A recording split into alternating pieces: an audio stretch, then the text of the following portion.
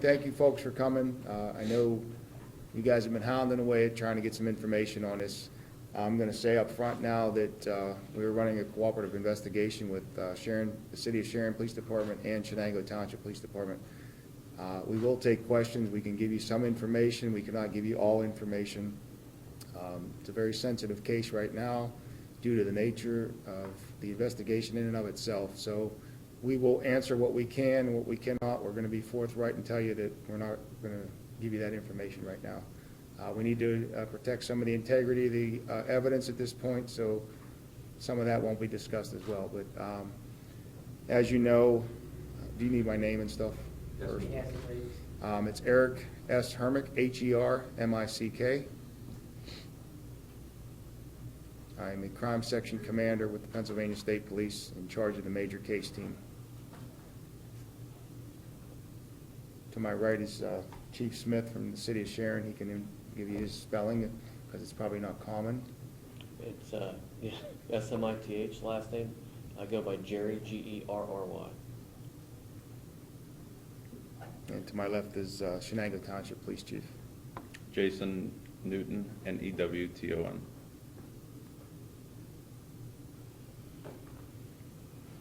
I can begin by telling you we were called by Shenango Township Police Department to assist them with an investigation. If you have questions for Chief here, he can tell you what precipitated our arrival, and then we will address Sharon's part of this investigation, and we'll take questions. Chief? I was going to say, can we move the mics over a little bit? Sure. We were notified on, it would have been this past Tuesday, which was the 9th, at about 12:23 in the afternoon. We got a call from probation parole regarding that they had information that was possibly human remains on the property that they were at. With that information, I contacted Chief Smith with the Sharon Police Department to aid us in that part of the investigation. And then from that point on, we contacted the Pennsylvania State Police to help us out as well. The further that the investigation went, the lieutenant and I spoke along with Chief Smith. We then handed over the full investigation to the state police, so they are lead on it. Can you elaborate at all about what took you to that location in the first place? Was it looking for an individual, or? Well, we received the information from state probation parole that they received information. I don't want to get into anything further than that. What led you to decide you wanted to call Chief Smith? Was there some link in this that you wanted Sharon involved? I don't want to speculate on that. You can address that to Chief Smith if he wants to, but it's not uncommon for an agency to ask another agency for assistance on something like this. Can you tell us at all, amongst the three of you, what you have uncovered to this point? I'm going to let the lieutenant handle that one. Okay, as just mentioned, we were called in, obviously, we're looking at 35 acres of land here where the investigation prior to us arriving yielded information that an individual may be buried on this property. We were able to identify that specific location, and we obtained search warrants for all the parcels and the residents at that location. We requested assistance from the Mercyhurst University forensic anthropologist team. It's a normal practice what we do when we have remains that are reported to be buried. We're here with these two agencies. We've been spending all night, all day, and all evening for the last 3 days now pursuing this. We have recovered thus far human remains. Those human remains are not identified yet at this point. the remains have been taken to the coroner's office, who have taken them to Erie, where Dr. Vey is at this particular time conducting the autopsy. We do not have a manner or cause of death, but we are considering this a homicide investigation at this point. With that said, we are still conducting the execution of search warrants, interviews. We've seized multiple vehicles. We've done everything possible that we could do thus far, from aerial photographs to preservation letters for records. So that's pretty much as in depth as I'm going to go with the evidence. Can you say, you mentioned human remains have been recovered. Does it appear to be the remains of one individual, or have you found multiple sets of remains? The remains that we are examining today are that of one individual. Where was the body found on the property? It was buried, It was buried? yes, approximately 42 to 48 inches deep. Was it inside of a structure? It was not inside a structure. Unfortunately, at this time, because of the investigation itself, I cannot disclose on how the body was buried. Can you confirm it was a male? No, I cannot. On our way over here this morning, we stopped at that scene, and just so, if for no other reason, so we know we're looking at the right spot, where in relation to the road or to the driveway where the trooper is parked, might that recovery have been made, without getting too specific? Just so Okay. we know we're shooting the right video. I can tell you, if you're looking in the driveway, straight on where the trooper's police car is, back beyond that about 150 feet maybe or more, off to the right, just off the driveway there. So beyond, the trooper sitting here, there's a stop sign further back that driveway or that roadway. It would be right, Beyond that. right to the right of the stop sign. Okay. But this is private property, this is. The someone's property line, for obvious reasons, it's 35 acres, so it's hard to disseminate exactly what section was sectioned. So we believe the parcel that's attached to where the body was recovered is attached to the renter's house, not the actual property owner of the other place, but he does own the whole section. So that's essentially why we needed more than one search warrant for the property. So we got them for both 2410 and 2420, and all outbuildings and all parcels involved in adjacent property. How long's that been since that's been a campground, you know? Chief? I don't believe it is a campground. Was it ever a campground? I don't believe so. Can you tell us what it was at one point? To us, it looked almost like an old nursery. I believe it has always been just a residential property, just a large piece of property. Can you confirm if the body was burned? I can tell you that the body has been buried for several months, and we do not have the availability as police officers to make that assessment. There was difference in opinion on certain evidence. Right now, the experts are looking at that. So we will know at the end of the autopsy what the opinion of the medical examiner up there, Dr. Vey, is. Are you still searching that property? Yes, we are still, our search has not stopped since we initiated it. We are actually going to do additional locations today as well. Every day we found more evidence at that scene, so we have held the scene and cannot leave until we're satisfied. Is it a male or a female? Can't confirm that. That's going to be told to us today. We're not sure how identification is going to be made. We may have to wait for a DNA test. We're not so sure. That's going to be, once again, Dr. Vey is the expert in Erie. He's actually started his examination at 10 o'clock. You mentioned you are finding more evidence at that scene. Does that make you think there could be other remains located, or you're still kind of you're uncovering evidence concerning this one set of remains? I can tell you we're looking for additional remains related to this particular body. I don't want the media to speculate. I do not want CNN to get excited about this. We have a body that is missing certain parts, okay? So at that point, we need to let the medical examiner tell us what we need to do to identify this person. But we are looking for additional remains that belong to this remains. You mentioned you had seized several vehicles. Can you elaborate on that? Was that from this property or was that from other locations? We have not seized any vehicles from this property at this point.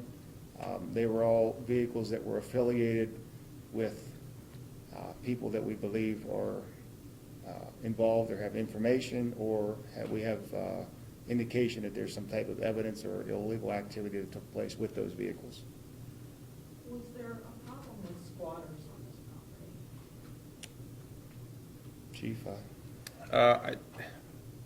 I don't believe, to answer that, no. It's no problem with squatters, no. Were there other issues of potential illegal activity on this property? I can answer based on what we've seen thus far in our investigation, yes. I don't know that there's been anything reported to law enforcement thus far, just because of the nature and the geographical location of it. Can you tell us what that activity might have been? Well, some of the evidence we seized, and, I mean, we got people that are convicted felons that we believe were handling firearms, and, you know, there's illegal stolen items that have been recovered, you know, along that nature, so. Have you made any arrests? Not yet.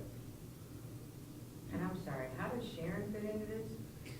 Sharon PD, I'm gonna let the chief answer the question, but you're all here because you've been trying to get information from Sharon PD about their missing person. They have a missing person investigation. Anytime there's remains discovered, we check missing person databank. He's the closest adjacent area that has a missing person, so he's been very professional with helping us with manpower, and his investigation is actually furthering our investigation. So that's why we decided to make this a task force type situation, because we need resources from all three of our entities together. Okay, and so I apologize, I don't know anything about the missing person in Sharon. Can you elaborate at all, Chief, about that? And could you get those over? Yes, we reported in early May that we had a missing person from Sharon that was reported missing at sometime at the end of April. That investigation is still open. We've continued that investigation from day one. We have no confirmation at this point that the body that was found out there is our missing person. However, when you find remains of a human being, like Lieutenant was telling you, the first thing you do in the course of the investigation is you reach out to any departments who have somebody actively reported missing. To my knowledge, we're the only one in Mercer County that has an open missing persons case. Sharon Police Department was asked to come in and assist on this investigation to ascertain whether or not the remains we found are in fact our missing person. We don't know the answer to that right now. We hope to know something soon. Can you identify who that missing person is, and would that missing person have had any sort of criminal background that, say, DNA might? I can't go into detail on his background at this point because it may jeopardize our investigation. He is on our Facebook page, and 27, I believe in 21, ran the story. It's a Joseph DeFrischka. I don't have the particulars on me as far as his age and so forth, but I believe he's in his late 50s. We do have a picture of him on the Sharon Police Department's Facebook page. Like I said, then the local media has ran that story for us back in May. Can you spell that last name, DeFrischka? I think it's DIFRISCIA, I believe. And I'm not even sure I'm pronouncing it right. Please take note that, as the chief mentioned, that is a missing person investigation. Yes, we do think foul play is suspected in that case, but we are not saying that this remains that we have located belong to him. The family has not been consulted with it because we don't have any reason to link that at this particular time. So, once again, we are not saying that's him. We are not saying the body parts belong to them. That is a missing person. It's ironic that that person's involved, and we recovered a vehicle belonging to him over in Youngstown, Ohio, with some suspicious items in it. So, we're trying to put this together, and we need to connect the dots, but we also do not want to put that out there that we believe that that's who this is at this time. Can any of you say how it came to be that the state parole and probation came to notify you, chief, that you might want to go look out there? If you could, sorry.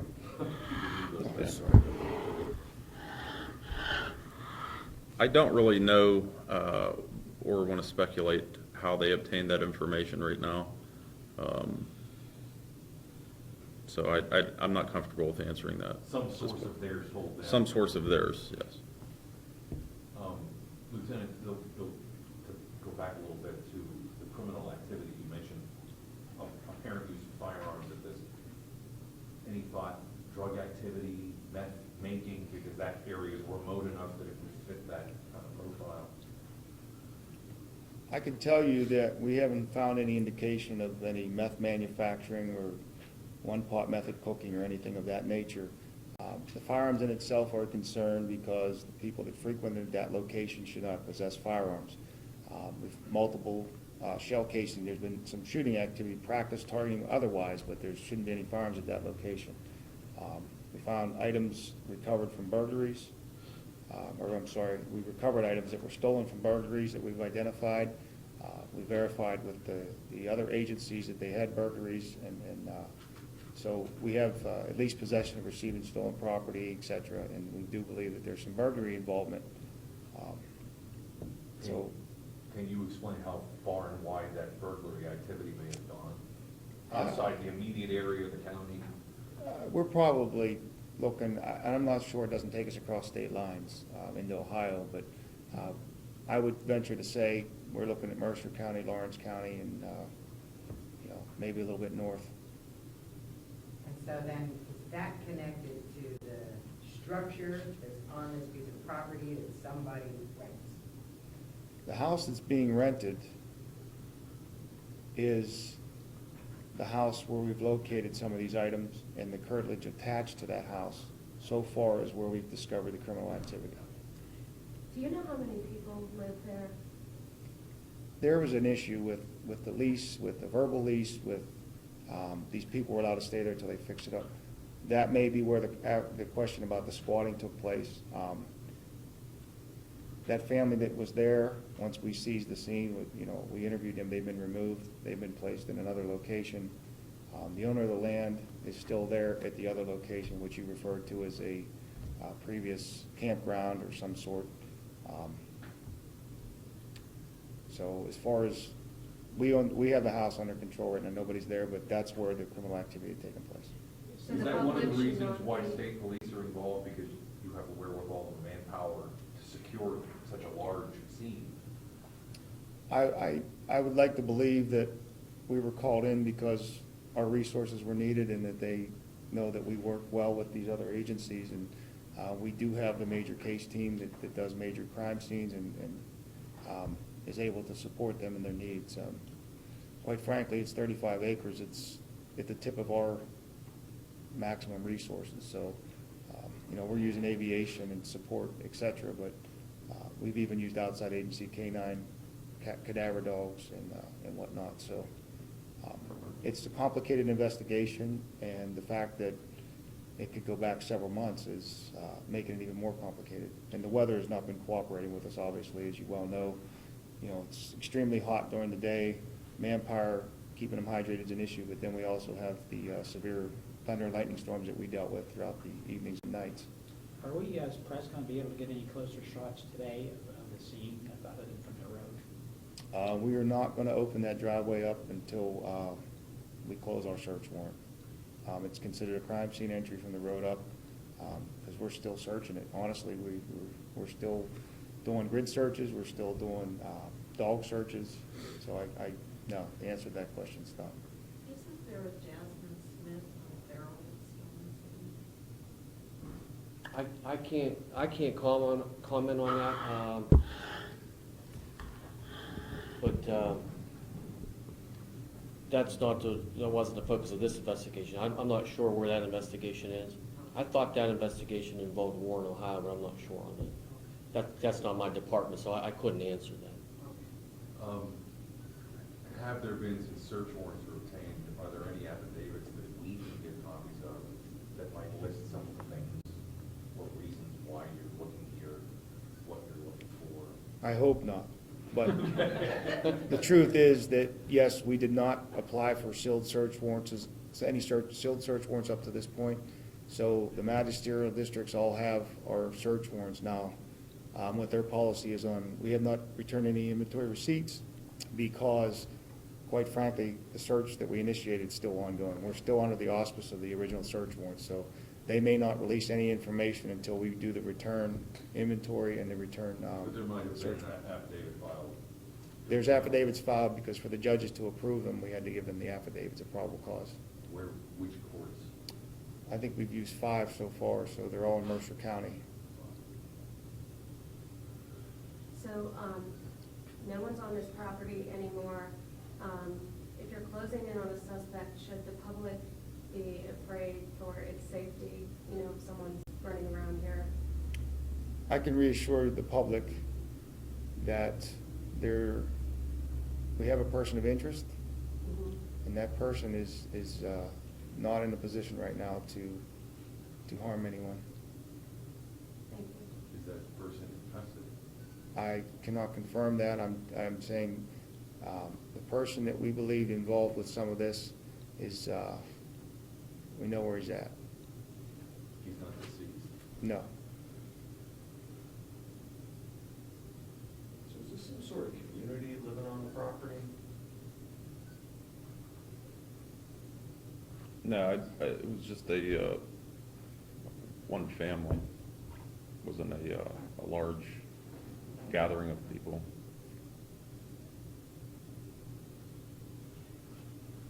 Are any of you at this point still seeking the public's help in coming up with other information or other potential evidence?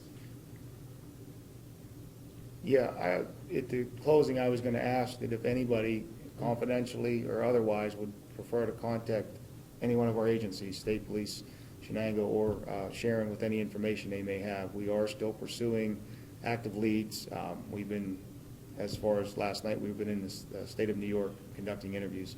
I sent team members up there yesterday. They're on their way back today, of course, but with that said, we're open to any information because we do have missing body parts.